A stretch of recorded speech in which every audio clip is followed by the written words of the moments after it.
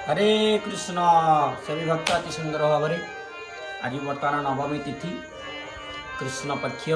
पवित्र पुरुषोत्तम मासर तो नवमी तिथि रे आउ यही समस्त प्रकार व्रत एकादशी व्रत आपण मैंने पालन करुँच प्रति 3 वर्ष 3.5 वर्ष 4 वर्ष 3 वर्ष मध्य मास पढ़ती जहाँकि अधिक मास जहाँ बोला जाए से होती पुरुषोत्तम भगवान पुरुषोत्तम जे पुरुष मानव उत्तम सी होकर प्रीत्यर्थे से गोविंद को खुशी करने से प्रभु को पुरुषोत्तम देव को खुशी करने एकादशी नाम होती परमा एकादशी आपने कहे 24टा एकादशी सब एकादशी ये परमा एकादशी होती गोटे ये गोटे अलग प्रकार आप सबुता एकादशी आउ ये परम एकादशी कहीं ना ये परम पद लाभ करती आ समस्त को सबकि परिपूर्ण कर धन धान्य जी जहाँ जार जहाँ इच्छा करती ये होते परमा परम एकादशी एकादशी तो एकादशी परम एकादशी पुरुषोत्तम मासरे कृष्ण पक्ष एकादशी जो एकादशी पढ़ते परम एकादशी बोली कह जाए तो परम एकादशी रे कौन करेंगे ना एकादशी जो मैंने करेंगे सबकि धन धान्य परिपूर्ण आप देखिए कुबेर लोक समस्ते यही एकादशी कुबेर जो प्रथम कौन दायित्व दे नथिले प्रभु कुबेर यही एकादशी सुंदर भाव में कड़ाकड़ी भाव में जो पालन कले एकादशी पालन करने कुबेर को एकादशी रे प्रसन्न होकर भगवान कुबेर को सुंदर भाव में वरदान करते लक्ष्मी नारायण आ सुंदर वरटी कौन देती ना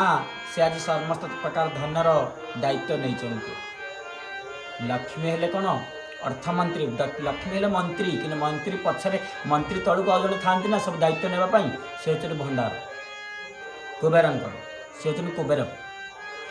को एत बड़ दायित्व भगवान सबकि सारा संसार धनर दायित्व देते तो तदर्प तो आमे माने जदि पुरुषोत्तम एकादशी कृष्ण पक्ष जो एकादशी आसन ये महान 24 एकादशी तो फल जो 24 एकादशी कले जो फल मिलती ये पुरुषोत्तम मासरे एकादशी केमती करेंगे तो यही फल लाभ हम केमती करेंगे ना ये ना भगवान पुरुषोत्तम को दर्शन करेंगे एकादशी दिन नवमी दिन गोटे वक्त अन्न ग्रहण करेंगे आ से पुणी हविषारण हो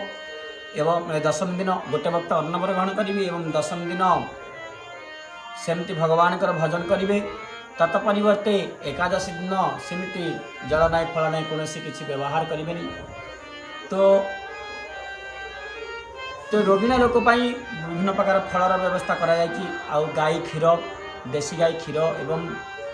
छेना समस्त प्रकार जाति एवं किसी ना सुंदर फल भगवान सृष्टि अनेक सुंदर फल मान सब दि जाए फल मान आहार करेंगे जदि रोगिणा था ना तो एकादशी निर्जला कले अनेक फल लाभ होता 24 एकादशी फल भगवान पुरुषोत्तम दे था एकादशी की तो ये समस्ते यही एकादशी दशम दिन गोटे वक्त भोजन करेंगे और एकादशी निर्जला जदि करेंगे आउ ठीक समय एकादशी भगवान विष्णु को आराधना करेंगे कृष्ण हरे कृष्ण महामंत्र जप करेंगे नाम कीर्तन करेंगे आ भगवान कथा गोविंदर कथा श्रवण करेंगे भागवत कथा श्रवण करेंगे कौन साधु कौन मठ मंदिर हो कौन आश्रम में रहीकि जदि व्रत करेंगे आउ अति उत्तम जदि पुरुषोत्तम धाम पुरी में रहीकि आ कौन मठरे कौन मंदिर कौन छोट आश्रम में रहीकि जदि करेंगे भजन बा व्रत पालन करेंगे निश्चित भाव अनेक फल लाभ हम आ परम पद लाभ हम आउ धर्म अर्थ काम मुख्य उपर भक्ति पंचवर्ग फल भक्ति फल भगवान के चरण में भक्ति तो हो सबुरे परिपूर्ण होदी ए पुरुषोत्तम एकादशी यदि हरिभजन करेंगे ताहले अनेक फल लाभ हम से हरिभजन भगवान विष्णु को आराधना करेंगे तो ताहले सुंदर फल लाभ हम तो तत्परिवर्तन तापर दिन सकाळ है द्वादशी लगी हुए 5:12 एवं 8:30 पर्यंत पारायण समय अच्छे पारायण न कले फल लाभ हेनी किसी कौन एकादशी कौन आपन को पुण्य मिलना ये पारायण ठीक समय करेंगे आउ पारायण कर सारापर ब्राह्मण को हो वैष्णव को हो डाकी भोजन देवे ଆଉ ସୁନ୍ଦର ଭାବରେ ବୈଷ୍ଣବଙ୍କୁ ଡାକିବେ ଘରକୁ ଆଉ ସୁନ୍ଦର ଭାବରେ ସେବା ଶୁଶ୍ରୂଷା କରିବେ କରିକିରି ସୁନ୍ଦର ଦକ୍ଷିଣା ସହିତ କିଛି ଛଞ୍ଚା ଦେବେ ବା କିଛି ଭୋଜନ ଦେବେ ତାହେଲେ ନିଶ୍ଚିତ ଭାବେ ପୁରୁଷୋତ୍ତମ ବ୍ରତର ଫଳ ମିଳିବ ଆଉ 24 ଏକାଦଶୀର ଫଳ ଏଠି ଭଗବାନ ପୁରୁଷୋତ୍ତମ ଗ୍ରହଣ କରିବେ। କିନ୍ତୁ ପୁରୁଷୋତ୍ତମ ଧାମରେ କଲେ ନହେଲେ କୌଣସି ରଘୁନାଥ ଓଡ଼ଗାଁରେ ହଉ ରଘୁନାଥଙ୍କୁ ଦର୍ଶନ କଲେ ବିଷ୍ଣୁଙ୍କର ଧାମ ନହେଲେ କେଉଁଠି ଭଗବାନ ବିଷ୍ଣୁଙ୍କର ପୂଜା ଅର୍ଚ୍ଚନା କରିବେ ଆଉ ଯେଉଁଠି ଶାଳଗ୍ରାମ ଅର୍ଚ୍ଚନ ହେଉଛନ୍ତି ଯେଉଁଠି ଭଗବାନ ନାରାୟଣଙ୍କର ଅର୍ଚ୍ଚନ ହେଉଛନ୍ତି ବାଲ ଗୋପାଳଙ୍କର ଅର୍ଚ୍ଚନ ହେଉଛନ୍ତି ଯେଉଁ ରାଧାକୃଷ୍ଣଙ୍କର ଅର୍ଚ୍ଚନ ହେଉଛନ୍ତି ସେଠି ସାଧୁଙ୍କ ସାଙ୍ଗରେ କଲେ ଉତ୍ତମ ଫଳ ଲାଭ ହେବ କିଛି ଭୁଲ ଥିଲେ ବି କ୍ଷମା ହେଇଯିବ ଆଉ ଠିକ୍ ସମୟରେ ପାରାୟଣ ଯଦି କରିବେ ନିଶ୍ଚିତ ଭାବେ ପୁରୁଷୋତ୍ତମ ଏକାଦଶୀରେ ଆଉ ଏ ପୁରୁଷୋତ୍ତମ ମାସରେ ଆପଣଙ୍କୁ ପୁରୁଷୋତ୍ତମ ଭଗବାନ କୃପା କରିବେ ଆଉ ଏଇଠି ଫଳ ଲାଭ ହେଇକରି ଆପଣମାନେ ମୋକ୍ଷ ପ୍ରାପ୍ତି ହେଇଯିବେ। ତ ହରେ କୃଷ୍ଣ ସମସ୍ତେ ଏକାଦଶୀ କରନ୍ତୁ।